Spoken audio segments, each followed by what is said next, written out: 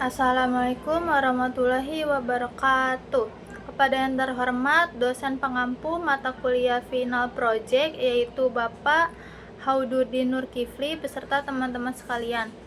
Pada hari ini saya beserta teman-teman saya akan mempresentasikan hasil diskusi dari kelompok kami dengan judul Fundamental Digital Skill untuk generasi milenial dan juga Gen Z.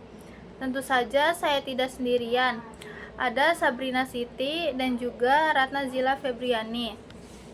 Saya Office Afrika selaku moderator beserta presentator pertama yang akan memandu jalannya presentasi pada hari ini. Materi pertama yaitu pengertian digital skill. Digital skill adalah keterampilan esensial yang mencakup berbagai kemampuan dalam menggunakan teknologi digital. Salah satu digital skill yang masih perlu dipelajari adalah menjaga data pribadi.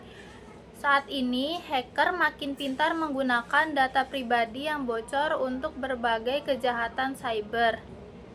Lalu, materi yang kedua ada pentingnya digital skill. Nah, kenapa sih digital skill itu sangat penting? Terdapat beberapa alasan ya teman-teman. Yang pertama itu adalah meningkatkan peluang karir. Banyak pekerjaan saat ini membutuhkan keterampilan digital seperti data analisis, coding, desain grafis, dan juga pemasaran digital. Lalu yang kedua ada mendukung produktivitas dan efisiensi. Teknologi membantu mengoptimalisasi tugas dan meningkatkan efisiensi kerja.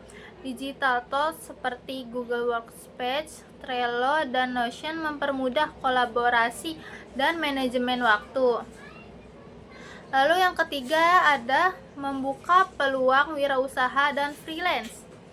Dengan digital marketing dan e-commerce, siapapun bisa memulai bisnis online. Lalu yang keempat itu mempermudah akses ke informasi dan pembelajaran. Nah, internet menyediakan berbagai sumber belajar seperti kursus online dan tutorial di YouTube. Mempermudah pembelajaran mandiri dan mengembangkan skill baru. Yang kelima ada mendukung kehidupan sosial dan networking. Media sosial dan platform profesional seperti LinkedIn membantu membangun koneksi dan memperluas jaringan kerja. Teknologi memungkinkan komunikasi lebih cepat dan mudah. Lalu yang keenam ada menghindari kesenjangan digital. Mereka yang tidak memiliki keterampilan digital beresiko tertinggal dalam dunia kerja dan kehidupan sosial. Adaptasi terhadap teknologi menjadi keharusan agar tetap relevan di era digital. Baik, selanjutnya presentator kedua akan dibacakan oleh Sabrina Siti. Kepadanya dipersilakan. Baik, di sini saya akan menjelaskan tentang media hoax dan misinformasi. Yang PPT yang kami cantumkan ada beberapa media hoax dan misinformasi. Yang pertama, periksa sumber informasi. Nah, sebelum kita mempercayai atau menyebarkan sebuah informasi, sebelumnya kita mengecek terlebih dahulu apakah ini informasi yang tepat atau fakta atau emang ini hoax gitu informasinya. Nah, kita tuh bisa melihat informasi ini dari sumber media resmi, jurnal ilmiah, atau emang dari institut yang memiliki reputasi baik. Nah, kalau dari sumber pribadi atau situs yang tidak terkenal, sebaiknya kita cek terlebih dahulu sebelum menyebarkan informasi tersebut. Contohnya, jika ada berita yang mengatakan bahwa obat herbal dapat menyembuhkan penyakit kanker. Nah, kita tuh harus cek terlebih dahulu apakah informasi ini berasal dari lembaga kesehatan seperti WHO atau Kementerian Kesehatan. Jika hanya berasal dari media sosial saja tanpa referensi ilmiah, informasi tersebut patut diragukan. Nah, yang kedua ada perhatikan gaya penulisan dan bahasa. Nah, berita atau informasi yang valid umumnya menggunakan bahasa yang objektif dan tidak berlebihan. Sebaliknya, jika berita ini tidak pasti atau hoax, maka sering menggunakan kata-kata yang provokatif, bombastik atau menakutkan untuk menarik perhatian orang. Contohnya itu yaitu judul beritanya mengejutkan, ilmuwan akhirnya mengungkapkan rahasia dunia selama ini disembunyikan. Nah, seringkali nih berita tersebut selalu dipercayai oleh orang lain gitu. Maka dari itu berita tersebut kita pastikan untuk mengeceknya terlebih dahulu apakah dari sumber yang pasti atau tidak gitu. Yang ketiga ada verifikasi fakta dengan sumber terpercaya. Nah, sebelum mempercayai suatu informasi, bandingkan dengan sumber lain yang bisa kita percaya, seperti dari situs berita atau laporan resmi dari lembaga yang berwenang.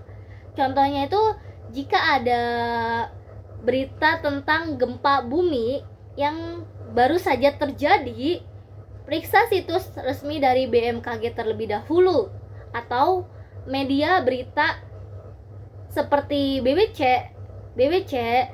CNN, atau Kompas untuk memastikan apakah informasi ini hoax atau memang benar gitu. Yang keempat ada perhatikan tanggal publikasi. Terkadang informasi lama yang sudah tidak relevan bisa beredar kembali. Oleh karena itu, kita selalu memeriksa tanggal publikasi atau pembaharuan terakhir dari suatu berita. Contohnya ini ada sebuah berita tentang kebijakan pemerintah yang beredar di media sosial. Mungkin saja berita itu berasal dari beberapa tahun yang lalu, sudah tidak berlaku lagi. Nah, jika tidak memperhatikan berita tersebut dari tanggal yang bisa menyebabkan orang kesalahpahaman. Yang kelima ada gunakan akun media sosial dengan bijak. Media sosial ini adalah tempat untuk penyebaran berita palsu yang digunakan media sosial dengan bijak.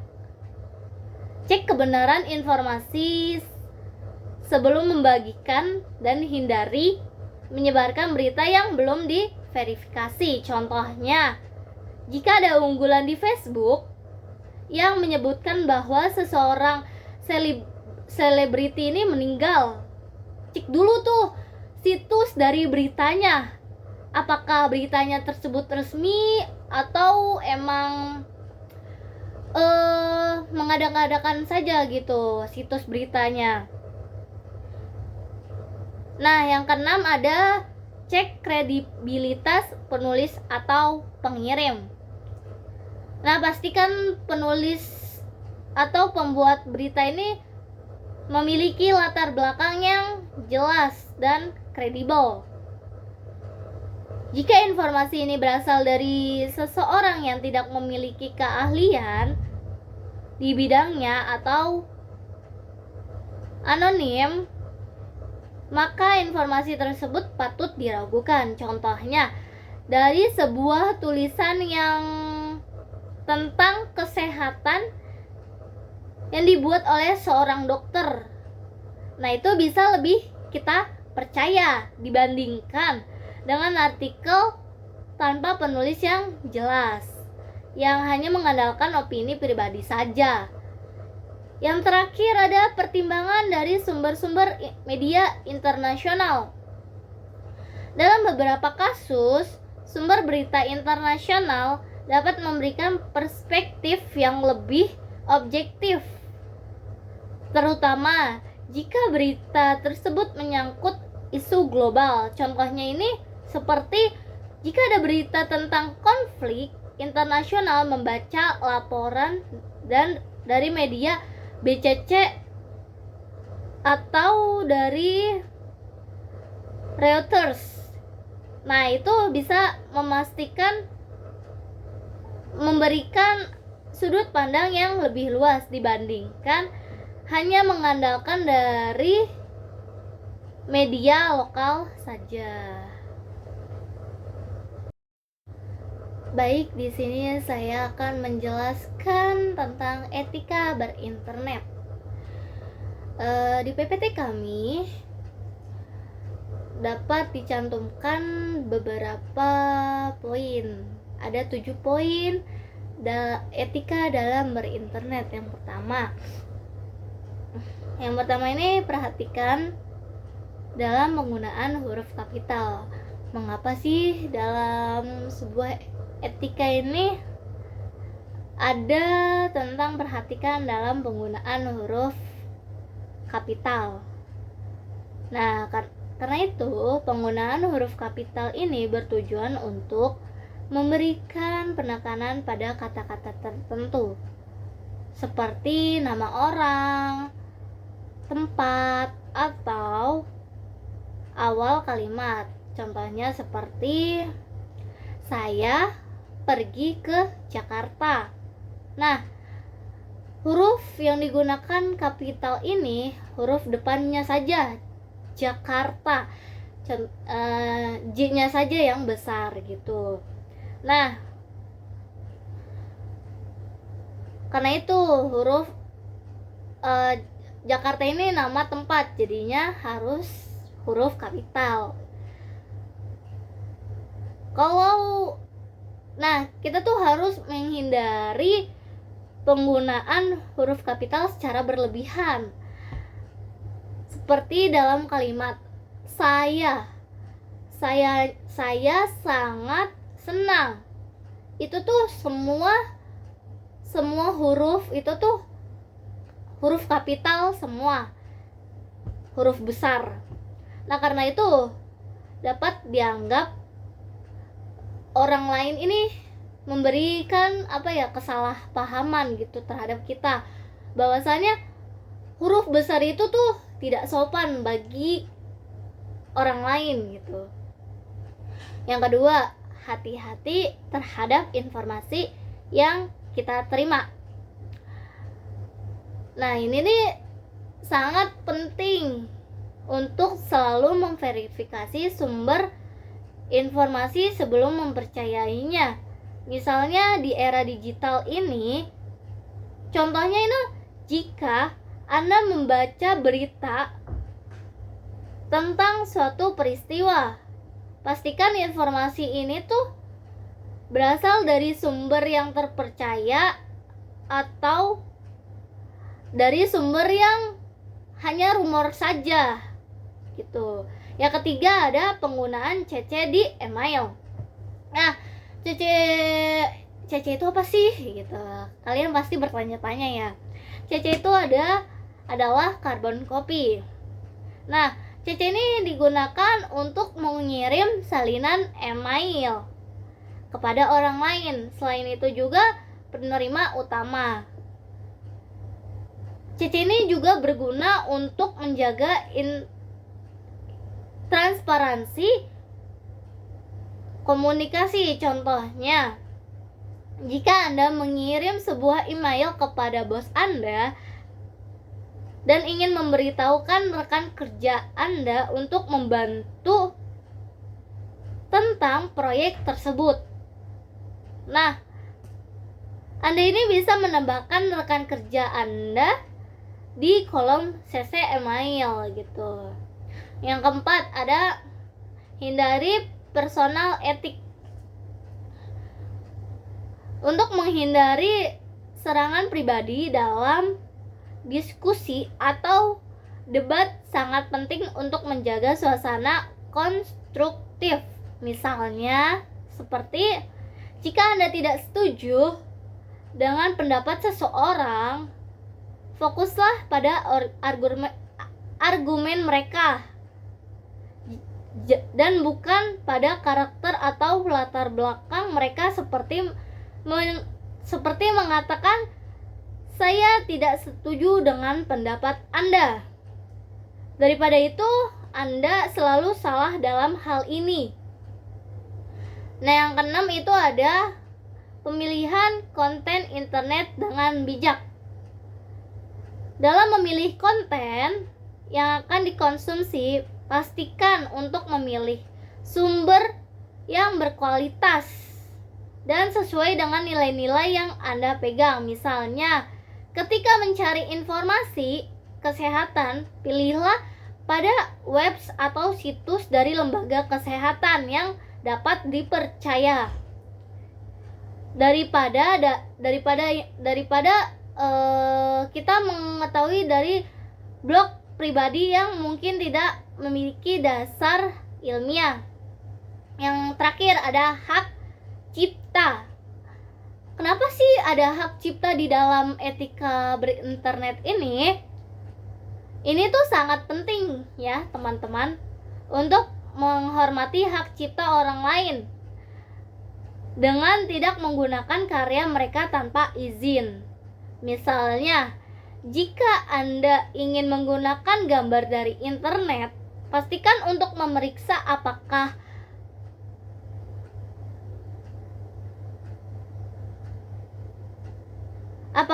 ini gambar tersebut dilindungi dari hak cipta, atau jika tersedia lisensi yang memungkinkan penggunaan, seperti gambar dengan lisensi Creative Commons gitu. Nah, dari semua ketujuh etika berinternet ini, kita tuh bisa lebih memahami dan menerapkan poin-poin dari ketujuh etika berinternet ini.